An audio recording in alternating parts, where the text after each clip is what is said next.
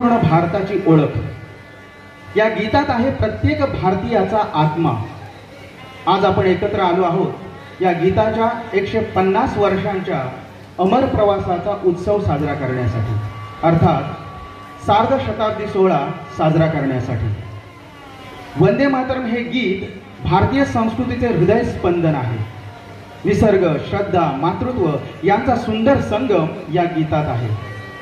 British राजवटीतील गुलामगिरीचे साखळदंड तोडण्यासाठी धैर्य आणि प्रेरणा मिळाली ती या गीतातून। वंदे मातरम हे शब्द स्वातंत्र्य सैनिकांचे प्रेरणा स्रोत बनले। देश म्हणजे फक्त भूमी नव्हे तर ती मातेप्रमाणे पवित्र शक्ती आहे। वंदे मातरम ही एक आध्यात्मिक व राष्ट्रभक्तीची आराधना आहे। अशा या अलौकिक गीताचा सार्ध शताब्दी सोहळा साजर करण्यासाठी उपस्थित असलेल्या सर्व मान्यवरांचं मी शब्दसुमनांनी हार्दिक हार्दिक स्वागत करतो। व्यासपीठावरील सर्व मान्यवरांना विनंती करतो की त्यांनी या कार्यक्रमाची सुरुवात ही दीप प्रज्वलन करून मांगल्याचं प्राकट्यीकरण करून करावी। दीप प्रज्वलन करत आहोत। दीप ज्योतिः परब्रह्म दीप ज्योतिर्जनार्दन दीपो हरतु नमोस्तुते व्यास विशाल बुद्धे। त्यांच्या विचारांनी संपूर्ण महाराष्ट्र घडला असे अखंड हिंदुस्थानचे आराध्य दैवत छत्रपती शिवाजी महाराज, ज्यांनी लिहिलेल्या संविधानावरती आजही संपूर्ण देशाची व्यवस्था चालते असे भारतीय राज्यघटनेचे शिल्पकार डॉक्टर बाबासाहेब आंबेडकर आणि भारत माता यांना विनम्र अभिवादन। आदरणीय व्यासपीठ आणि व्यासपीठावर उपस्थित आजच्या वंदे मातरम गीताच्या सार्ध शताब्दी महोत्सवास लाभलेल्या आपल्या तालुकास्तरीय समिती आणि कार्यक्रमाच्या अध्यक्षा सन्माननीय तहसीलदार श्रीमती वर्षा जालटे मॅडम, कार्यक्रमाचे प्रमुख वक्ते सन्माननीय श्री भूषण साटम सर, वंदे मातरम गीत 150व्या वर्धापन दिन कार्यक्रम तालुकास्तरीय समितीमधील उपस्थित सर्व सन्माननीय शासकीय अधिकारी आणि सदस्य, पत्रकार बंधू, आदरणीय शिक्षक वृंद, शाळा व महाविद्यालयाचे प्राचार्य, प्राध्यापक, माझे सर्व सहकारी कर्मचारी, विद्यार्थी मित्र आणि उपस्थित सर्व देशप्रेमी नागरिक बांधव, सर्वांना माझे मनपूर्वक नमस्कार। आज आपण सर्वजण एक अत्यंत अभिमानाचा क्षण साजरा करण्यासाठी एकत्र आलो आहोत। आपल्या राष्ट्रभावनेला जागृत करणाऱ्या, मातृभूमी प्रेमाची ज्योत प्रज्वलित करणाऱ्या वंदे मातरम या अमर गीताला आज 150 वर्ष पूर्ण होत आहेत। या निमित्त होणाऱ्या संपूर्ण वंदे मातरम सामूहिक गायनासाठी महाराष्ट्र शासनाच्या कौशल्य, रोजगार, उद्योजकता आणि नाविन्यता विभागामार्फत आमची संस्था ज्योतिर्भास्कर जयंत साळगावकर शासकीय औद्योगिक प्रशिक्षण संस्था मालवण या संस्थेला तालुकास्तरीय कार्यक्रमाचे आयोजन करण्याची संधी मिळाली, ही आमच्यासाठी खूप मोठी अभिमानाची गोष्ट आहे।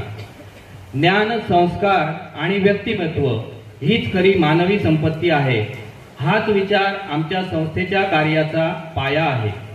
विद्यार्थ्यांचा सर्वांगीण विकास व्हावा, त्यांच्या बौद्धिक, मानसिक, शारीरिक आणि चारित्र्यपूर्ण जडणघडणीसाठी वातावरण निर्माण व्हावे या हेतूने आमची संस्था गेली अनेक वर्ष संस्थेमध्ये विविध उपक्रम आयोजित करत आहे। त्याच्या पाशात अडकून पडलेली आपली भारत माता,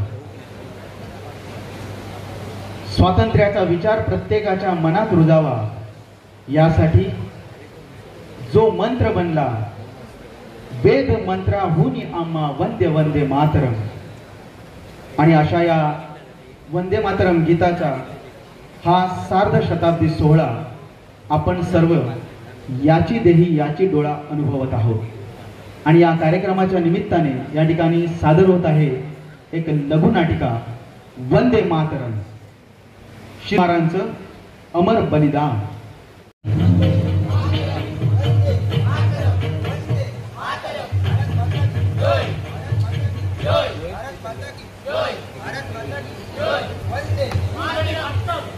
वंदे मातरम, वंदे मातरम। दोनशे वंदे मातरम. वंदे मातरम. दोनशे वंदे मातरम. वंदे मातरम. दोनशे वंदे मातरम. कोई भी वंदे मातरम नहीं कहेगा, समझे? कोई भी नहीं कहेगा वंदे मातरम. मैं कहूँगा वंदे मातरम. वंदे मातरम. दोनशे वंदे मातरम. वंदे मातरम. दोनशे वंदे मातरम. वंदे मातरम. दोनशे Vande Mataram. Vande Mataram. You don't say one. Vande Mataram.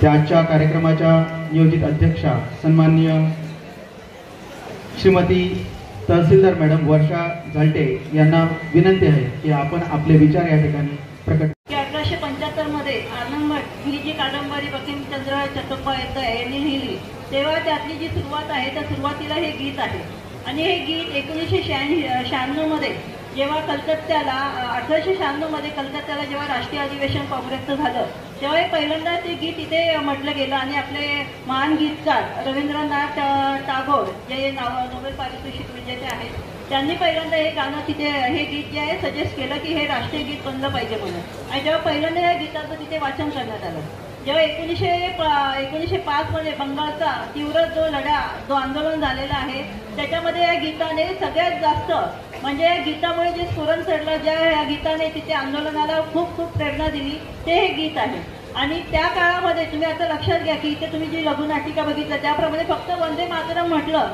तरी इंग्रज आपल्याला मारत होते गोळी घालत होते तुरुंगात टाकत होते आणि या गीतासाठी इतकी लोक आपल्या देशाची शहीद झालेली आणि त्यांच्या शहीदाच्या बलिदानावर आज आपण इथे उभे आहोत आणि स्वातंत्र्याचे आपण जे काही फळं चाकत आहोत ते त्यांच्यामुळे हे जे आजचे वक्ते भूषणजी साटम यांना मी विनंती करतो की आपण आमच्या या सगळ्या बालचमूला आणि सर्वांनाच आपल्या अमोघ वाणीतून प्रबोधित करावे.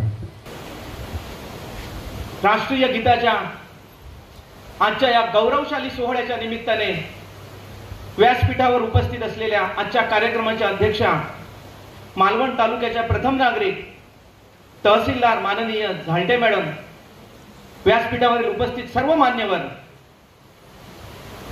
उपस्थित सर्व विद्यार्थी मित्र आणि सर्व भारतीय नागरिक हो,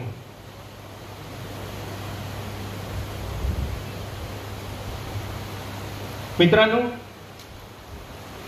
150 वर्षे, 1.5 शतक सोपी गोष्ट नाही आहे.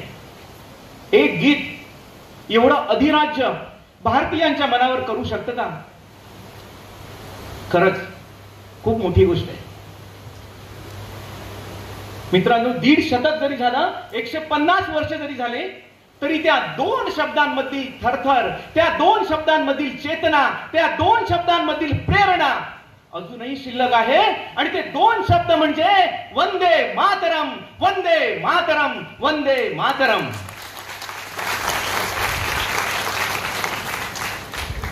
जेव्हा बंकिमचंद्र चट्टोपाध्याय यांनी इसवी सन 1875 मध्ये हे काव्य लिहिलं, हे शब्द उतरवले कागदावर, त्यावेळी ती केवळ एक कविता नव्हती, तर तो होता पारतंत्र्यात असलेल्या आपल्या देशाला दिलेला, जागरतेसाठी केलेला तो शंखनाद होता. ती एक ज्वाला होती, त्यामध्ये वेदना होती आणि एक नतमस्तक प्रणाम होता भारत मातेसमोर. मित्रांनो, त्यावेळी आपला देश इंग्रजांच्या पारतंत्र्यामध्ये होता हे आपल्याला सर्वांना माहिती आहे. त्या पराधीनतेच्या, त्या पारतंत्र्याच्या गडद काळोखामध्ये आपला सर्वांचा आत्मविश्वास आपण गमावून बसलो होतो, आपण पिचवून गेलो होतो. यावेळी या वंदे मातरमच्या प्रत्येक शब्दाने, प्रत्येक ओळीने आणि या गीताने आपले सर्वांचे, त्यावेळच्या भारतीयांचे रक्त पेटवायला सुरुवात केली, ते रक्त उसळवायला सुरुवात केली. वंदे मातरमच्या प्रत्येक शब्दातून जणू आईच्या पदराचा स्पर्शच जाणवत होता. त्या गीताने आपल्याला जाणीव करून दिली, त्या भारतीयांना जाणीव करून दिली की आपण पारतंत्र्यामध्ये आहोत आणि हे पारतंत्र्य संपवण्याची जबाबदारी, त्याचे दायित्व आपल्यामध्ये आहे आणि हे जर करायचं असेल तर ते आपल्या रक्तामध्ये आहे आणि हे आपणच करून दाखवायचे आहे. याची सुरुवात वंदे मातरमने त्यांना जाणीव करून दिली. जेव्हा शहीद भगतसिंग, खुदिराम बोस, बाळ गंगाधर टिळक यांच्यासारखे वीर स्वातंत्र्य लढ्याच्या त्या रणांगणावर लढत होते, त्यावेळी त्या रणांगणावरचा एकच मंत्र होता, वंदे मातरम. वंदे मातरम हे केवळ राष्ट्रीय गीत नाही, तर ती केवळ त्यावेळी स्वातंत्र्याची शपथ होती. प्रत्येक भारतीयांच्या श्वासात जयघोष बनलेलं हे वंदे मातरम हे गीत आज 150 वर्ष पूर्ण करते. याचा इथे बसलेल्या प्रत्येकाला अभिमान असलाच पाहिजे. मित्रांनो, मी इथेच थांबतो. आज या गौरवशाली सोहळ्याच्या निमित्ताने मला इथे बोलवून 4 शब्द बोलायची संधी दिल्याबद्दल मी आयोजकांचे आभार मानतो आणि त्याचबरोबर आपण सर्वांनी शांतपणे ऐकून घेतला त्याबद्दल आपलेही आभार मानतो. जाता जाता एकच सांगतो, जय हिंद म्हणणं हे आपली राष्ट्रीय संस्कृती आहे, हे आपलं कर्तव्य आहे. परंतु वंदे मातरम म्हणणं हे आपलं राष्ट्रीय ऐक्य आहे, लक्षात ठेवा. केवळ वंदे मातरम केवळ जय हिंद म्हणून संपत नाही. जय हिंदचा दुसरा भाग आहे वंदे मातरम आणि तो म्हणणाराच माणूस भारतीय आहे.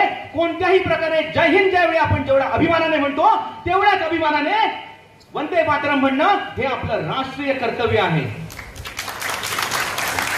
सर्वांना यापुढील सर्व गोष्टींसाठी शुभेच्छा देतो आणि मी इथेच थांबतो. जय हिंद, जय शिवराय, वंदे मातरम, भारत माता की धन्यवाद.